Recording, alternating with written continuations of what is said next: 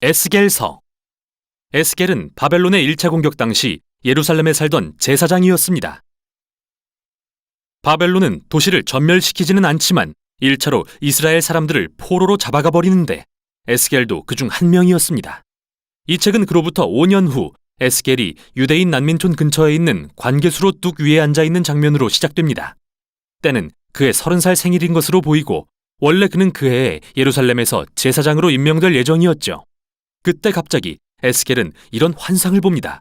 폭풍과 큰 구름이 다가오는데 구름 속에는 날개를 뻗어 서로 접하고 있는 4개의 기이한 생물이 있습니다. 이들은 각기 4개의 얼굴을 가졌고 곁에는 바퀴가 하나씩 총 4개 있었습니다. 그리고 나서 에스겔은 이 생물들의 날개가 눈부신 단상을 받치고 있고 그 위에 보좌가 있는 모습을 보는데 그 보좌 위에는 불처럼 사방으로 빛나는 사람처럼 생긴 형상이 앉아 있었습니다. 그 순간 에스겔은 자신이 무엇을 보고 있는지 깨닫고 이렇게 외칩니다. 이것은 주님의 영광의 형상이 모양이며 하늘 보좌의 전차를 타고 계신 하나님이시다. 여기서 영광이란 단어는 히브리어로 카보드인데 무거운 또는 중요한이라는 뜻인데 성경의 저자들은 하나님이 직접 나타나실 때 그분의 형상과 특별한 의미가 있는 현현을 묘사하기 위해 이 단어를 사용하죠. 에스겔의 환상 속 모습들은 출애굽기에서 시내 산에 나타나셨던 하나님의 모습과 매우 비슷하고 또 언약궤를 덮으셨던 하나님의 임재를 묘사한 것과도 매우 비슷합니다. 사실 이게 에스겔이 본 환상에서 가장 충격적인 것이었습니다. 그런데 하나님의 영광이 왜 바벨론에 임하신 걸까요? 원래대로라면 예루살렘 성전 안 언약궤 위에 계셔야 할 텐데 말이죠. 그래서 이 책의 첫 부분은 이 질문에 대한 고찰로 시작합니다. 더불어 에스겔은 이스라엘의 반역을 비난하기 시작하죠.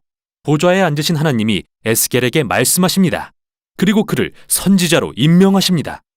에스겔은 이스라엘이 하나님과의 언약을 어떻게 깨트렸는지 다양한 방법으로 고발하게 될 것입니다. 이스라엘은 다른 이방신들에게 충성을 바치고 우상을 숭배했는데 이로 인해 이스라엘의 사회적 불의와 폭력이 만연하게 됩니다.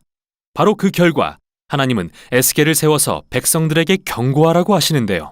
에스겔이 포로로 잡혀간 바벨론의 1차 침공 외에도 또 다른 공격이 뒤따를 것이며 예루살렘 도시와 성전의 파괴도 임박했다고 말이죠. 그래서 에스겔은 말뿐 아니라 다양한 방법으로 메시지를 전했습니다. 그는 시각적 연출을 하기도 했는데요. 예를 들어 길거리 공연 형식으로 대중 앞에서 정말 기상천외한 행동을 하기 시작했는데 이는 그의 예언적 메시지에 대한 비유 같은 것이었죠.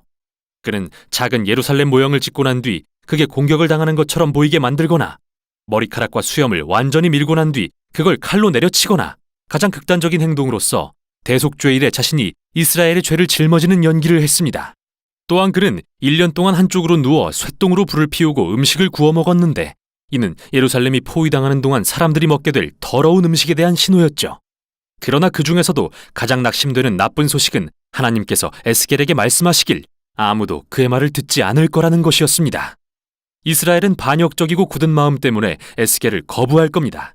이는 광야에서의 반역 이후 모세가 이스라엘 백성에 대해 묘사하길 언젠가 포로가 될 것이라고 한 예언을 상기시키는데요. 에스겔은 그 예언이 실현되는 걸 보는 불행한 특권을 누리게 됩니다.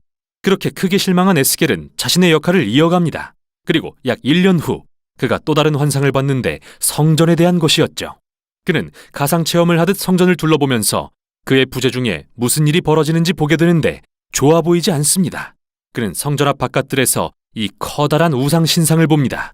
그리고 나서 이스라엘의 장로들이 이방신들에게 성전 안팎에서 제사 드리는 것을 본 뒤 이스라엘의 여인들이 담무스라는 이름의 바벨론 신을 숭배하고 있는 모습을 봅니다.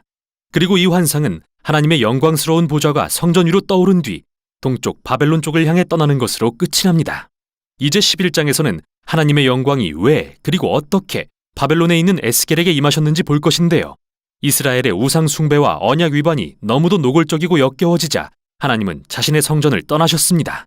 그들은 하나님을 내쫓았으며 하나님은 이스라엘이 멸망에 처하게 하십니다. 하지만 하나님은 자기 백성을 버리시는 게 아니라 오히려 그들과 함께 포로가 되십니다. 11장의 환상 끝에서 하나님은 이스라엘의 남은 자들을 그 땅으로 돌아가게 하실 거라고 약속하십니다.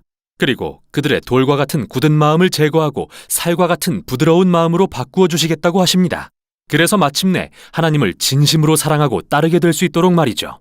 희미한 소망의 빛과 같은 이 예언은 임박한 파멸의 현실 속으로 빠르게 가라앉고 맙니다. 그러나 11장은 이 책의 핵심적인 전환점으로서 나머지 부분이 어떻게 구성됐는지 이해하는 데 도움이 됩니다. 다음 세 부분은 모두 하나님의 심판에 대한 공표인데요. 첫째는 이스라엘, 다음은 주변 나라들, 그리고 예루살렘에 관한 것입니다. 그러나 그 후에는 11장의 소망적인 결론이 또 다른 세 부분으로 나뉘어 전개되는데요. 먼저는 이스라엘, 다음은 주변 나라들, 그리고 온 창조세계에 대한 소망에 대해서죠. 12장에서 24장은 이스라엘에 임할 하나님의 심판에 초점을 두는데요. 이 부분은 다양하게 구성된 시와 수필의 모음집입니다. 여기서 에스겔은 그가 즐겨 쓰는 비유와 우화를 보여줍니다. 그는 이스라엘을 불타 쓸모없는 나뭇가지, 반항적인 아내, 감옥에 갇힌 위험하고 사나운 사자 또는 두 명의 난잡한 자매로 묘사하는데, 이러한 묘사는 모두 이스라엘의 지각 없는 반역과 우상 숭배의 결과가 패망이라는 것을 보여주는 것입니다. 이 부분에서 에스겔은 마치 하나님의 심판 법정에 선 것처럼 행동하는데요. 그는 먼저 이스라엘에 대해 수세기 동안 언약을 위반한 결과로서 파괴되어 마땅하다고 주장하기 시작합니다. 그리고 설사 노아나 다니엘이나 욥과 같이 세상에서 가장 의로운 사람이 살아서 하나님께 이스라엘을 살려달라고 기도한다 하더라도 하나님이 그 기도를 듣지 않으실 거라고 주장합니다. 이제 너무 늦은 거죠. 이처럼 하나님의 공의는 이스라엘의 이 세대가 죄의 대가를 치르기를 요구하십니다. 이제 포로가 되는 걸 면할 수는 없습니다. 더 이상 돌아갈 수 없는 지경에 이르렀으니까요. 이어서 에스겔은 먼저 이스라엘과 맞닿은 주변 나라들, 다음으로 그 지역에서 가장 강한 이집트와 두로에 초점을 맞춥니다. 이스라엘은 이 두 나라와 동맹을 맺고 그들의 신과 우상들을 받아들였습니다. 그래서 하나님은 오만하게도 자신들이 스스로 신이 되어 마음대로 옳고 그름을 정의한 두로와 이집트의 왕들을 꾸짖으십니다. 그리고 하나님은 이 왕들의 교만에 책임을 물으시며 바벨론을 들어 그들을 무너뜨리실 것을 알려주십니다. 그들은 다른 모든 이들과 함께 하나님의 심판 앞에 설 것입니다. 이렇게 강렬한 두 부분이 끝나면 33장의 짧은 이야기가 나옵니다. 에스겔은 이제 방금 예루살렘에서 온 한 난민을 만나게 되는데, 그는 에스겔에게 바벨론이 예루살렘을 공격해서 도시가 무너지고 성전이 파괴되었다고 알려주죠. 에스겔의 암울한 경고들이 현실이 된 것입니다. 그러나 11장의 결론을 기억하시죠? 이야기는 아직 끝이 아닙니다. 그리고 다음 편에서 우리는 에스겔이 본 심오한 소망의 환상을 살펴볼 것입니다. 우선 여기까지 에스겔서의 전반부였습니다.